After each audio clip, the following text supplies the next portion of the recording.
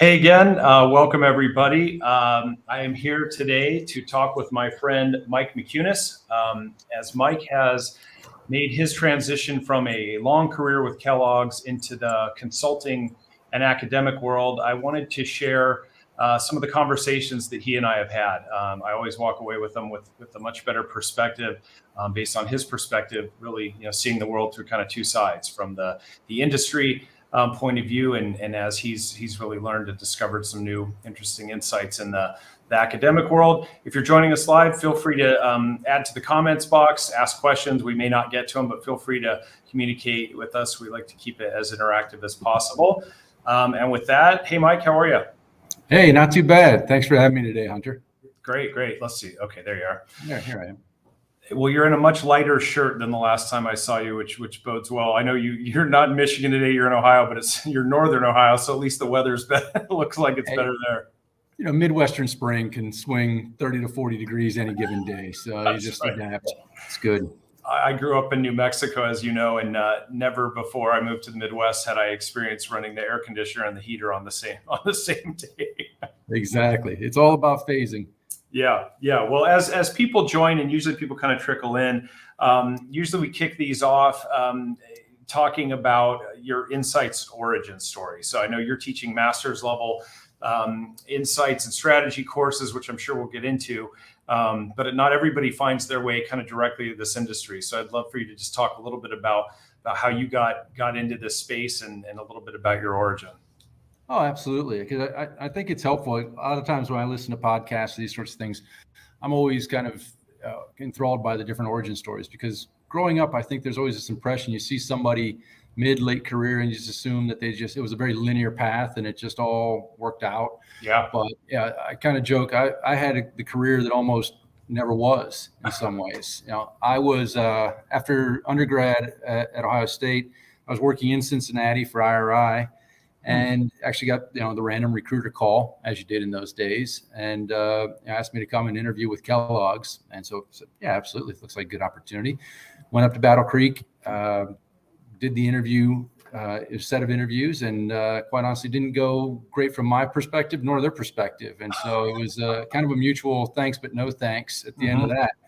And so I just went back and went about my business, continued working. About a year later, same recruiter calls me and says, hey, we have an opportunity at Kellogg's. And I said, well, I don't know if you recall, but we did that. So, right. Didn't take. Maybe you didn't update the Rolodex, but right. And she said, no. As is often the case, drastic changeover in personnel. We got a new team in, and again, a good recruiter will twist your arm, and so got me to come take a look again, and had a much better experience, obviously. But even with that, still had some hesitation, and did get an offer, and kind of initially said no, and that wasn't a bargaining tactic. It just didn't feel right.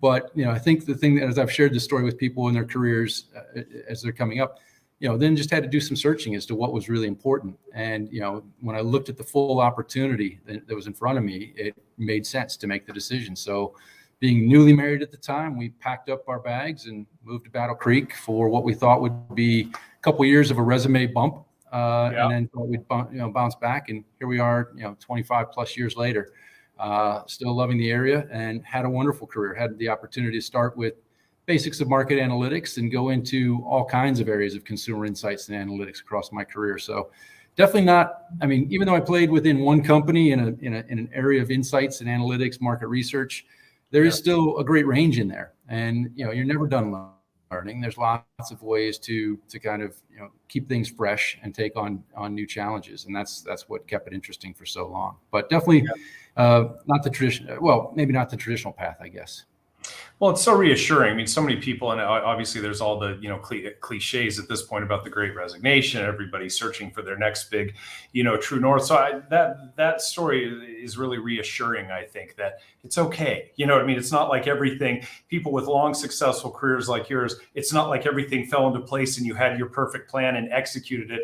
I don't know, that my career path is a different narrative, but similar in the the eventualities that sort of came along with it. So I don't know, I find that reassuring to hear that background.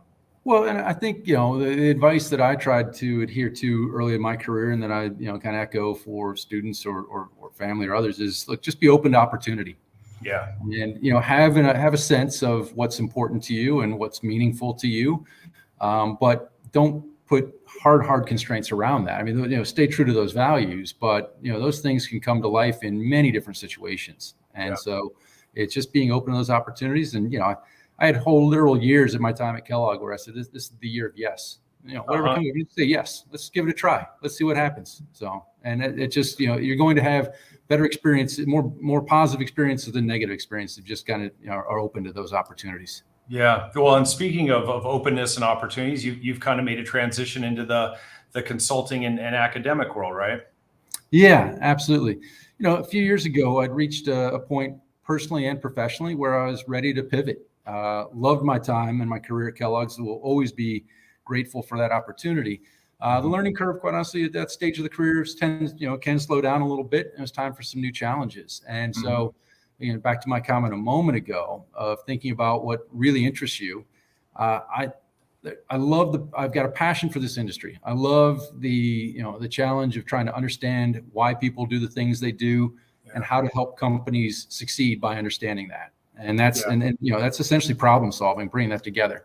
So I wasn't ready to be kind of just put that all on a shelf. And I like working with people early stage career to help them achieve their goals as well. And so as I looked at, and I had a wonderful opportunity with Michigan State. They've got, we at Kellogg's serve as one of many advisors to their Masters of Science in Market Research program.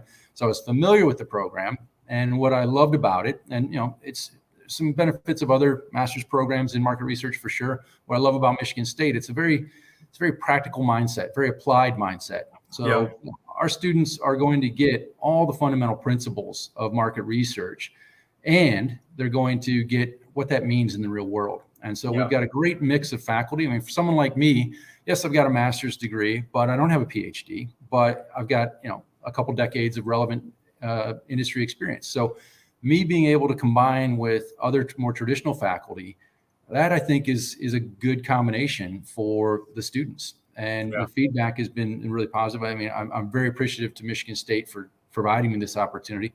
It is a learning curve, trying to take everything that's in your head and try to figure out what is useful to others or what could be useful to others is one thing.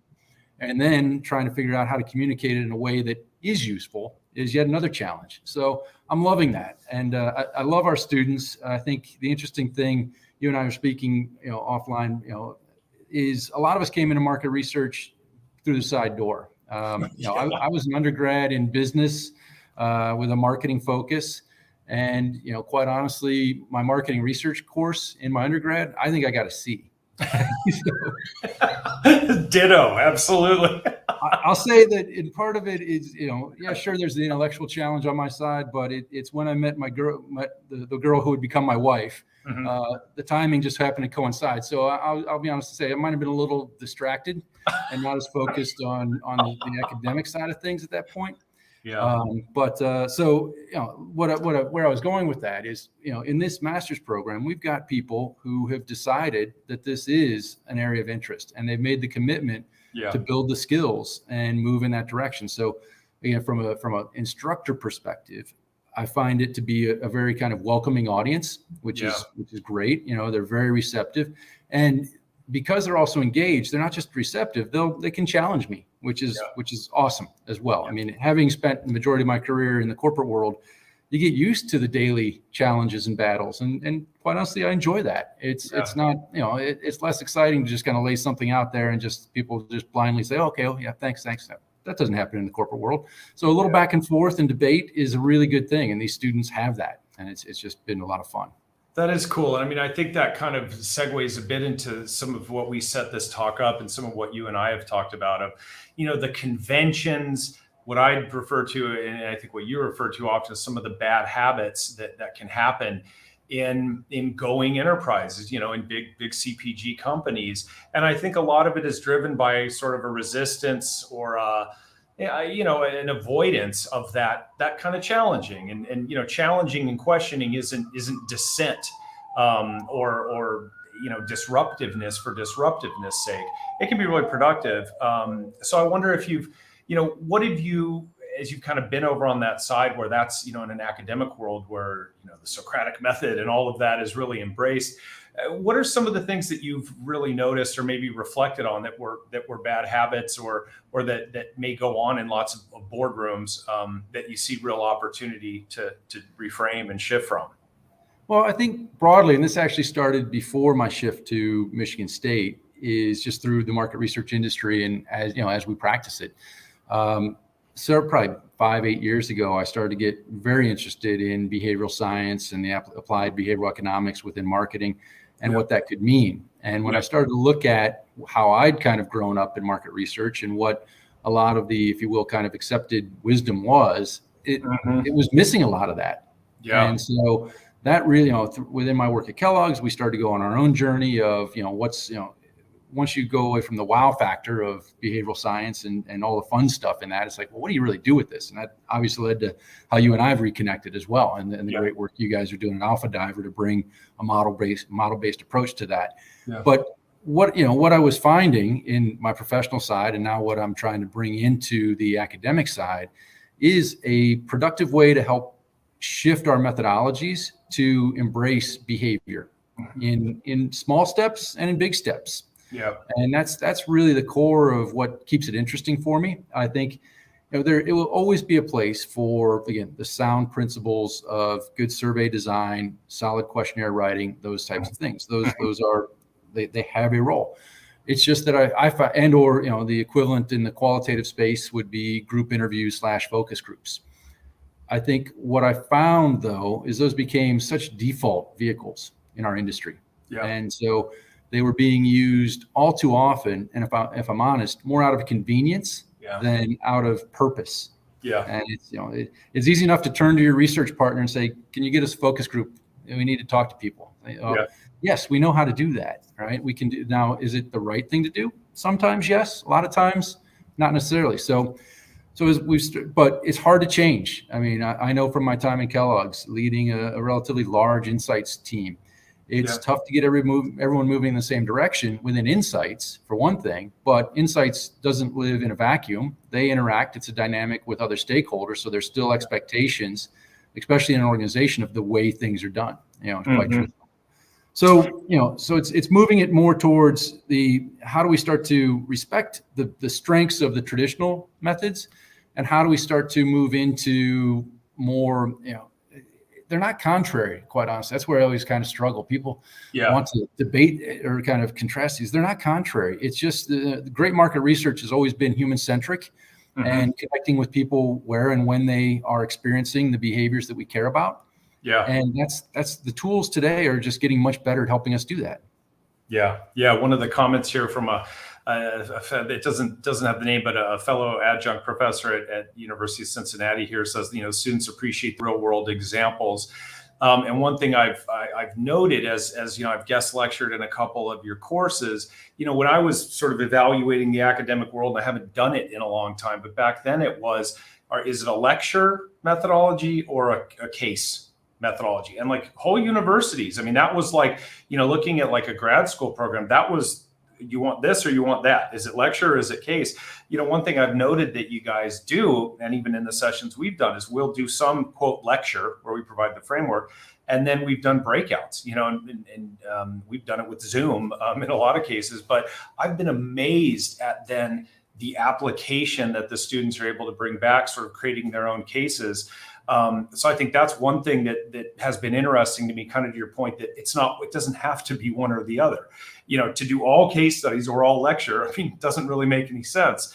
I've also noted that you guys are teaching you've talked a bit about DIY research and more traditional methods and behavioral science. There are these modules, and you seem to be doing a really effective job of merging those together. And that feels to me, as you're coaching these up and coming professionals, that feels like the future of it. And I think that speaks to what you were just talking about. Well, yeah, one, thanks for saying that for sure. I think, it's, again, one of the things that attracted me to the program was that more pragmatic, business-minded nature. I'll also say, in case any of my current students who have just finished up this semester quite honestly, I've gotten it wrong. As I came into this latest semester, it was the first time teaching in person, And I went through a feeling of I need to fill the space. I need to impart all of this. And so I apologize for the first 3 weeks. It was lecture heavy. And again, if anything, I feel I'm usually able to read the room, which is a little tougher via Zoom. But once we got into physical space, and that's when I started to really get much more focused on, as I mapped out my courses, 20, 30 minutes of download of content via lecture. Then move into an application, 20, 30 minutes of a breakout, and then 20, 30 minutes of then let's, come back to your breakouts and let's compare notes. Let's talk about what you learned. Mm-hmm. But to your point, what I've really been impressed with the students is their ability to run with concepts really, really quickly. I think sometimes as a new instructor, I'll be honest, I was probably not giving them enough credit for what they could do so quickly. And I thought I had to coach. And again, I'm learning. Set it up, give them good fundamentals, give them exposure to, I do everything in my class in the context of a business problem. That's the other thing. I'm not a fan of research methods for research methods' sake. So we spent a fair amount of time defining what is a business issue. How does that lead into a consumer behavior that we need to understand? Now let's talk methodology. And so, being able to go from A to Z on that and then give the students some things to work on in the middle, they've been very impressive in what they can come back with. And that's just in the classroom. Then you tee that up and then you give them, several more days to go in depth on something. When I read through their assignments and their cases, it's true. We just finished up this week a round of team presentations, and they've woven all this content together very intelligently, very effectively, purposefully to do some amazing work. So again, I've come to appreciate the more I can challenge them, the more they'll respond. Yeah, that's really cool. That other professor was Andy Nuller here in town, which reminds me of our mutual friend Andy Schur, who is the king of rethinking and very bottom up. Why do we have to do it that way? Reimagining, and obviously he's a great innovation thinker. But that mindset, to your point of let's really spend more time on the question before we try to start figuring out the answer. I mean, it sounds almost cliche, but it's still, that's kind of a bad habit, to kind of shine some light on one that a lot of organizations, especially in the fast moving digital world, rush straight to how do we get the answer? And it's like, hold on a minute. I'm not sure we've exactly got the question. And I think that speaks to what you're sort of finding in this more patient academic space. You're able to spend a little more time focusing on. Absolutely. And, thank you. Good shout out to Andy Schur, and kind of the master of premium innovation in consumer packaged goods for sure. And I think he's the one who originally brought you and I together years ago. Yeah. And so, but absolutely, as I was going through my own journey on behavioral science, there's a lot out there. I love it. And so, but then trying to boil it down to what do I do with this? One of the things that I took away and that I've brought into the teaching side is just the problem identification. And the way I move that into more consumer language is for, when you can answer the question, who do I want to do what relative to my business service or whatever it is I'm doing? If you can get very specific on who do I want to do what, now we can start to talk about the type of research that we want to do. And I've gotten there because, again, I think when we started to talk to teams about, the opportunity with behavioral science, and there's that initial excitement, enthusiasm, then it's like, well, but shouldn't I just do the same old stuff? And I think when you start to get, even when we say, well, who do you want to do what? Great. We want Pringles penetration to increase by 2 points to generate X million extra in revenue. That's amazing. We need that. That's a business objective. In order for that to happen, who has to do what? And there's lots of who's in that case. If you need 2% more, penetration, it's gonna be a lot of who's. But give me a few specific cases of who.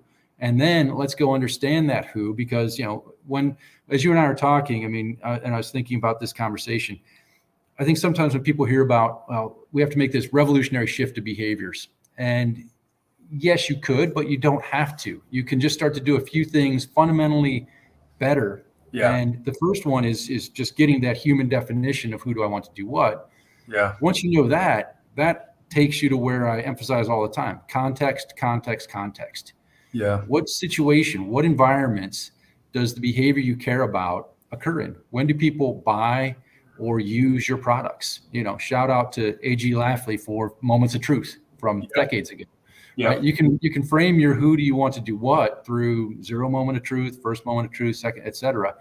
And then you can say, what do we need to do research wise? How do we need to go and understand this? Then you can start to focus on behaviors, either directly observed wherever possible. And that's why I love this course I'm teaching. One of the courses I'm teaching, we're looking at mobile methods, all kinds of ways to just connect with people in the moment. So the opportunity's gotten and the possibility's gotten so much greater. Yeah. So I know I'm kind of throwing a lot, but if you can get that context, then you can start to observe and interact in those moments. And then you're going to understand so much more, right? Because you're really just trying to understand what matters most in the situation I'm in as a person.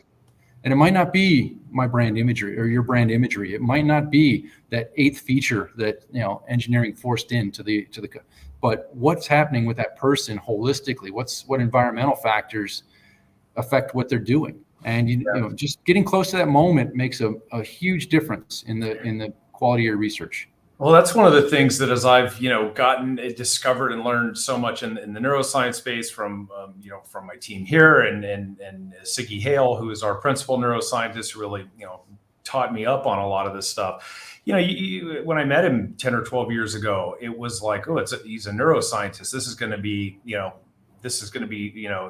like a foreign language, and there certainly is that technical component.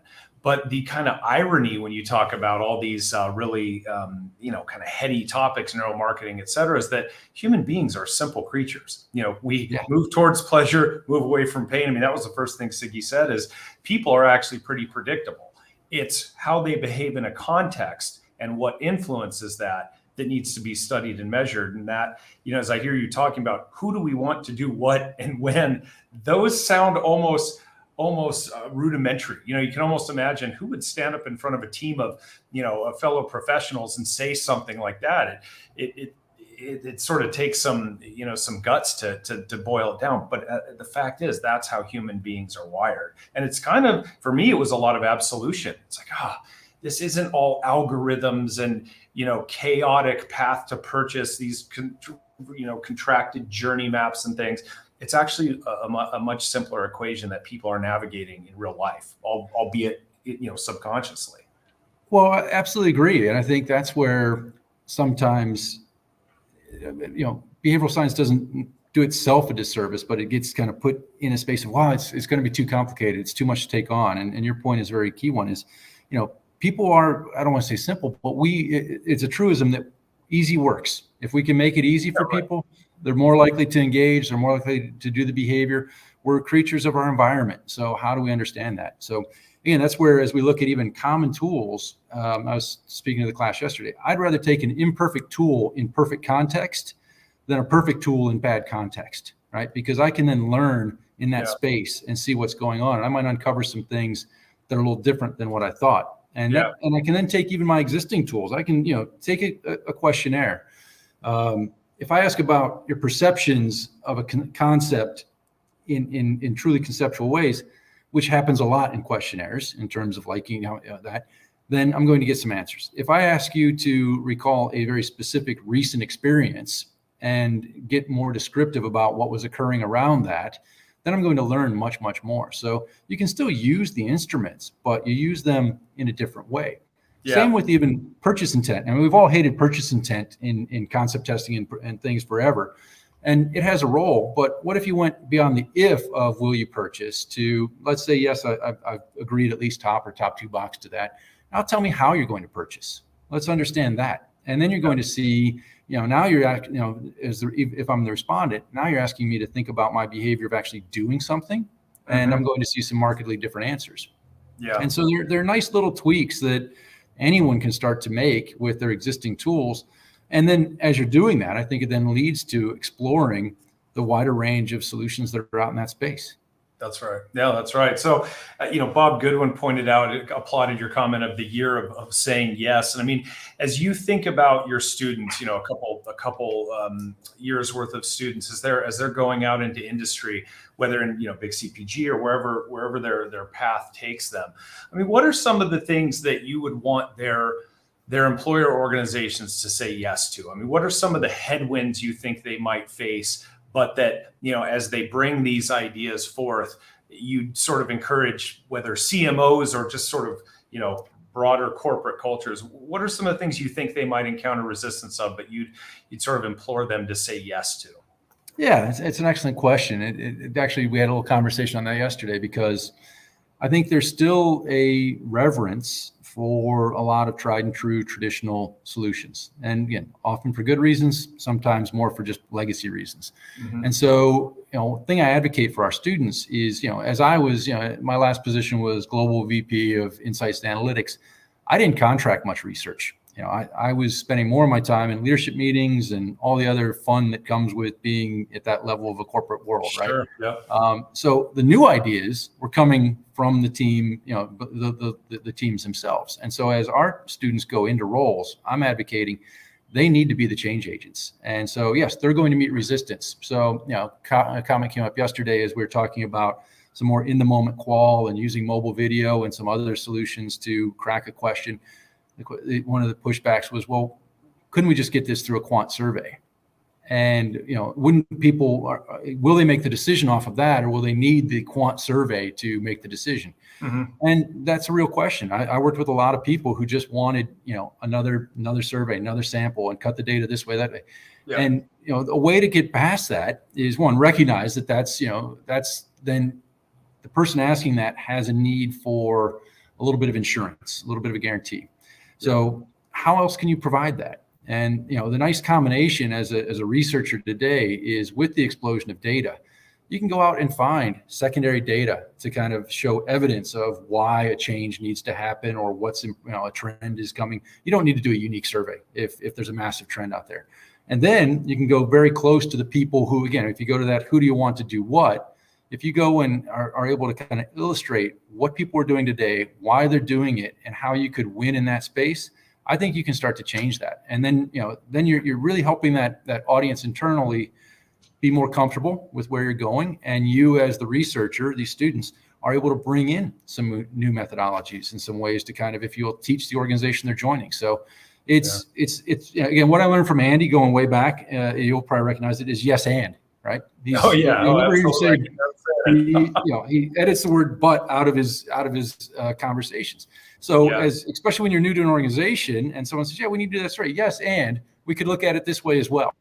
Right? Yeah. It's corporate jujitsu, as I used to call it. Right? You just absorb the energy and then send the energy back in a positive way. Yeah.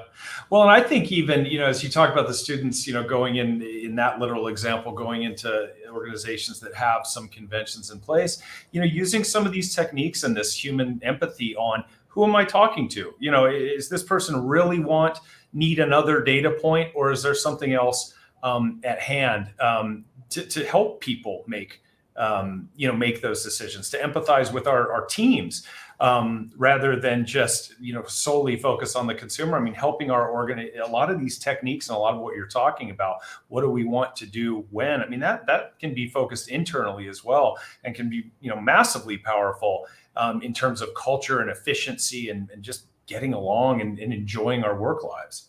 Well, absolutely. I think, it struck me in my latter stages at Kellogg's, in terms of, we look at purpose of what the Insights and Analytics organization are doing. We're not just creating and providing research and data. Honestly, we're in the courage and confidence business in market research. Awesome. I mean, if we do our jobs well, then really someone has the courage and confidence to take the leap, change the pack, raise the price, launch this product. These are career makers sometimes. And I think we have to realize this as market researchers. And so if they're asking for more data or this or that, they don't have the confidence yet. They don't have and without confidence, you don't have courage. Without either of those, you don't act. And so bring some of those behavioral principles right back into the organization, not just outside. I began to appreciate you need internal insight as much as external insight to get things done as a corporate researcher or as a supplier researcher, to be honest. Yeah. That courage and confidence is just awesome. And what's so cool about those is those are not indexes or max diff findings or data on a page. They are as human gets, but you're spot on that's how organizations really act. And I just think that's a really powerful idea. And I see, as I expected, half an hour went by in about 2 minutes. It did. It very much did. Yeah. Well, I, as always, and as I said at the top of this, I wanted to share these discussions with this broader audience because I always enjoy them, and working with you and your students, I've really honed my storytelling. And the old adage of, if you want to understand something better, teach it. And you and I both, you talked about it today. I think we're both getting a lot out of that. So thank you so much for the time. I think we joked the other day that this will be the happy hour session, maybe rolling into happy hour, but let's hope so. Let's hope so. Exactly. Well, thanks again for joining, Mike. I'm sure we'll be speaking soon. And everybody else, thanks for calling in. We'll look out for invites and updates for other interesting topics that we'll have forthcoming. And everybody have a great weekend. Well, I want to thank you real quick, Hunter. I mean, again, just for everything you're doing with the Michigan State program and all your help with us when I was at Kellogg's. Again, I think the stuff you and the team are doing at Alpha Diver is right in this space and very effective. So thanks for the opportunity to speak today as well. Thanks so much. I appreciate that. Take care. Take care.